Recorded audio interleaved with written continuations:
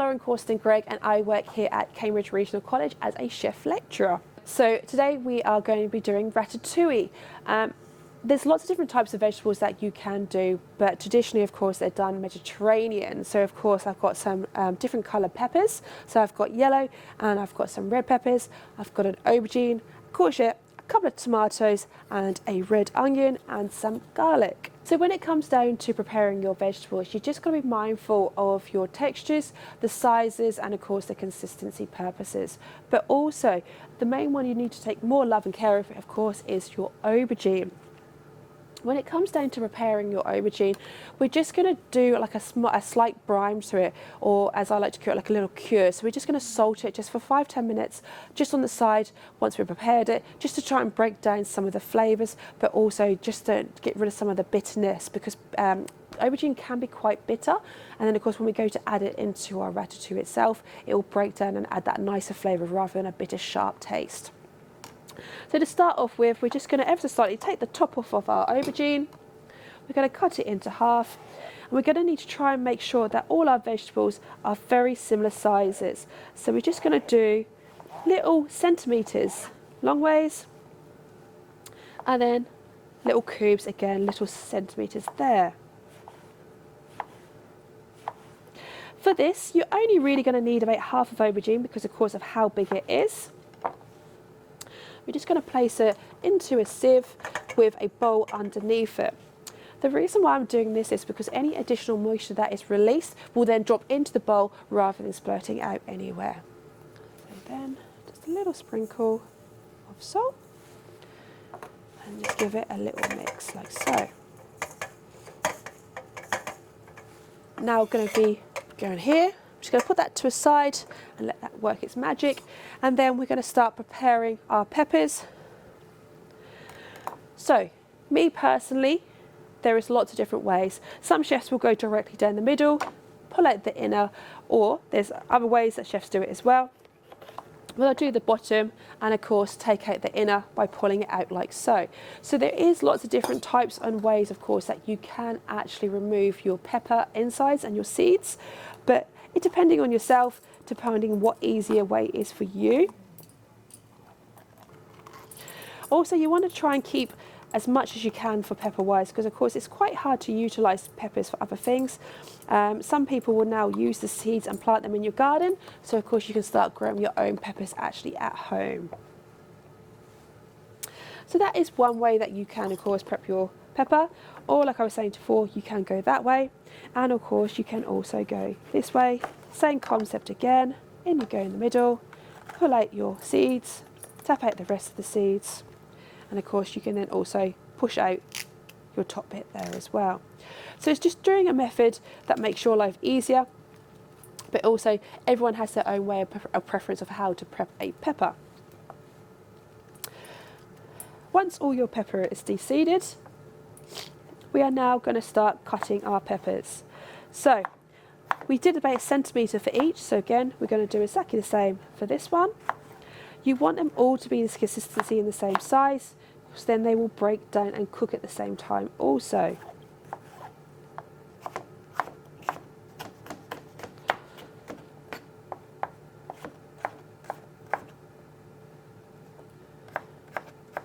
So you can see you get quite a lot of pepper from both peppers. This will be a good ratio. When you are doing a ratatouille, you do want to make sure that you do have a good ratio, because you don't want the same vegetable all the way through. You do want to mix it up, but also it elevates more flavour by adding more vegetables and having a good contrast and a ratio of that. Okay. Once my peppers are all cut, I'm then going to just place this onto the side into a tray for a second while I start to prepare the other vegetables. So for that, I'm just going to pour that into my tray, like so, and that's ready to go as well. So I'm going to place that to my side, and then I'll start to prepare my courgette. Once again, straight down the middle and down with the edges. And again, straight down, straight down. and then 1 little centimetre cubes again.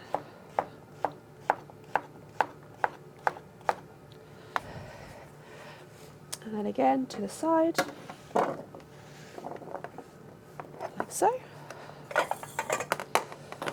When you are preparing your ratatouille, it's best to get all your ingredients ready so that when you do start your cooking process, it works quite quickly and it can be quite efficient and quite a quick dish. But it's just making sure all your elements are ready and prepared before you start. For your tomatoes, again, little cubes. I'm doing some fresh tomatoes, but you can also use some chopped tomatoes to help add a bit more moisture. Or some actual chefs will actually get fresh tomatoes and blitz them up as well, because that enhances the flavour but also the freshness as well. When it comes down to doing a ratatouille, some chefs will also add a thickening agent. When people think thickening agents, they would think flour, they would think corn flour, but no, a good one actually is tomato paste. So again, like so.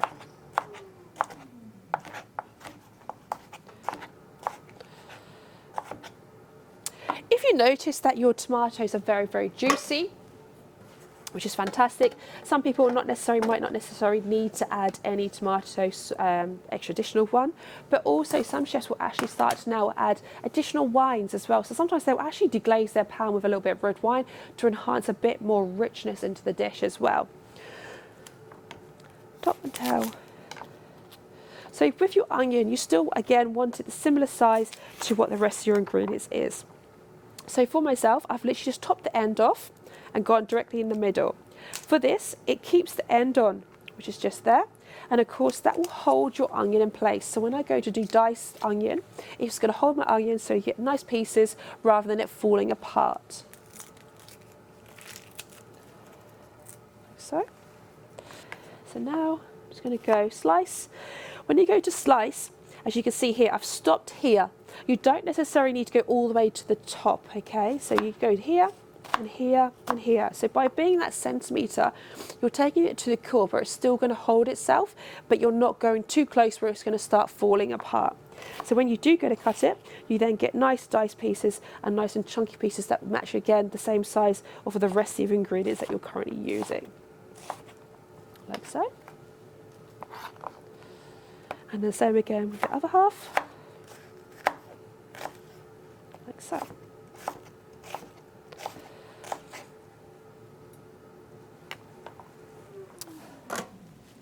Then I have my onion, again onto a tray. And then last but not least, I have my garlic. For this, I've just gone for 2 or 3 cloves. Be mindful, depending on your size of your garlic, they can have, of course, stronger tastes. Me personally, I love garlic, so I do go that extra clove more, just to enhance that flavour a little bit more. To help prepare your, of course, garlic, best tip is just ever so slightly cut the end bit where you, of course, would be naturally attached to your bulb, and then you'll be able to peel off your husk or your skin.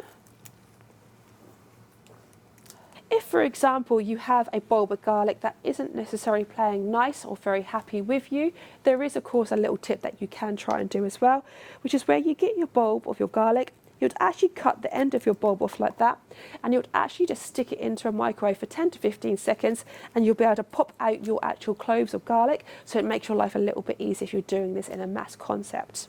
For this, I do want it quite chunky because I want the flavour to come out. So I'm just going to get my knife and I'm going to push down on it like so, and that will flatten my garlic. And then I'm just going to do roughly chop like so.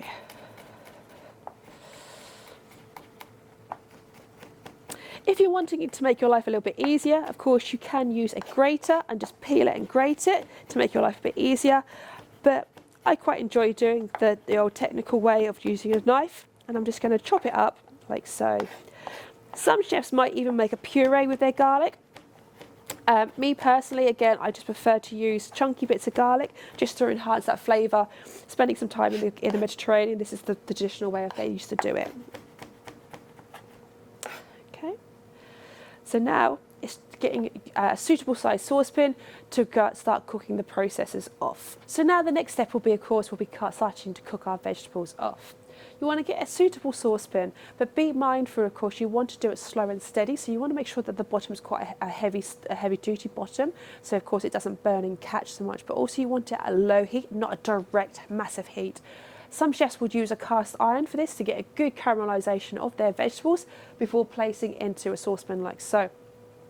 These ones are really, really good. So we all actually get that really good, nice caramelisation actually in this pan before we then start to add our liquids to it. So which this pan is very handy and very universal for us, to which we can still get the caramelisation, but also the flavour at the same time. So for this, I'm just going to put a tiny bit of oil in the bottom of the pan and just let that heat up slightly. Once that's nice and heated up, and then I'm going to start cooking off my onion and my garlic. So they're the two first things first, because of course this is where all the flavour is going to come from, but also it's going to help elevate some of the other flavours coming through the dish as well. So I'm just going to place my garlic into my onions. But also I'm going to add a sprig of basil as well. Don't worry about adding leaves, add a whole sprig, because of course we can remove that at the end, but this will also help break down that flavour and also start to enhance into the rest of our other vegetables at the same time. So I'm just going to place it in. As you can hear the sear.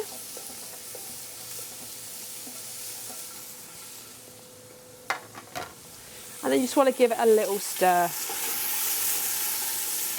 So straight away you'll start to smell the garlic and onion, but also that basil. So you'll start to smell the Mediterranean starting to come through as well.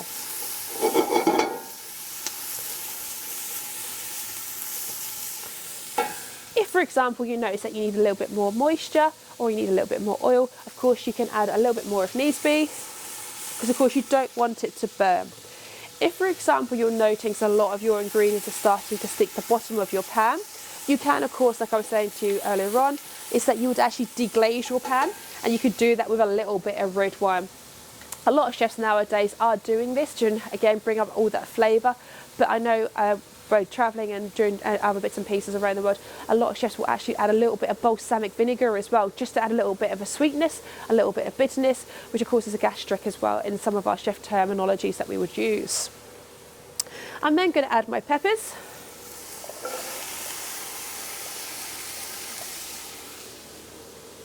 Again, give it a little stir.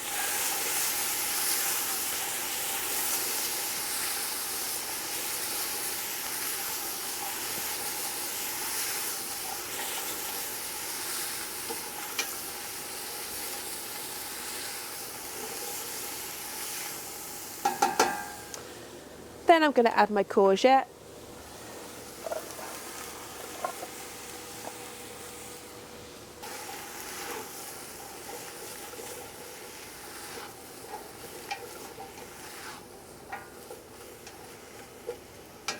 You'll notice that I haven't added any salt at all to the dish. Because I've got my aubergine already coated in the salt, that will also transpire into the dish itself. So at the end, I will taste it. If I notice that, of course, that it is a little bit overpowering, of course, I'll balance it either with a gastric, or of course, I would add a little bit of sugar to balance those flavours out as well. So don't worry too much if you think, oh my God, got too much salt. Don't worry, we can work on the flavours at the end as well. I'm then going to add my aubergine. Some chefs can also wash it. Me personally, I get a bit wary washing it, because of course sometimes it can absorb it, and of course it can make the aubergine a little bit soft and a little bit more like mush. So of course, but what some chefs will do is they'll squeeze out, and if any more liquid comes out, some liquid also comes out, and I'll then place your aubergine in once you're squeezed. Okay.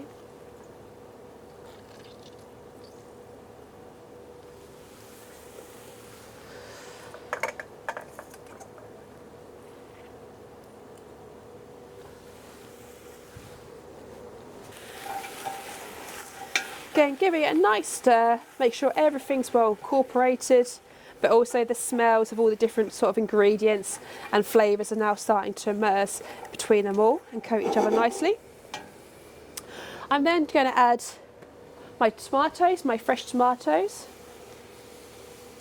And like I was saying to you before, if you're needing to add ever so slightly a little bit more liquid to the dish, or if, of course, if you're going to add a thickening agent, which of course will be your tomato paste, this will be that time that you do it. Me personally, I'm not going to add a tomato paste, but I am going to add some chopped tomatoes just to help with the moisture and add a little bit more liquid to the dish.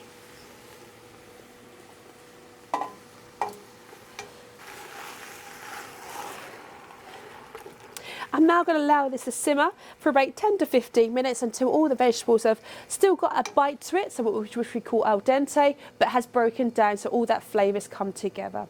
So we'll come back to this in a couple of minutes once it's cooked down.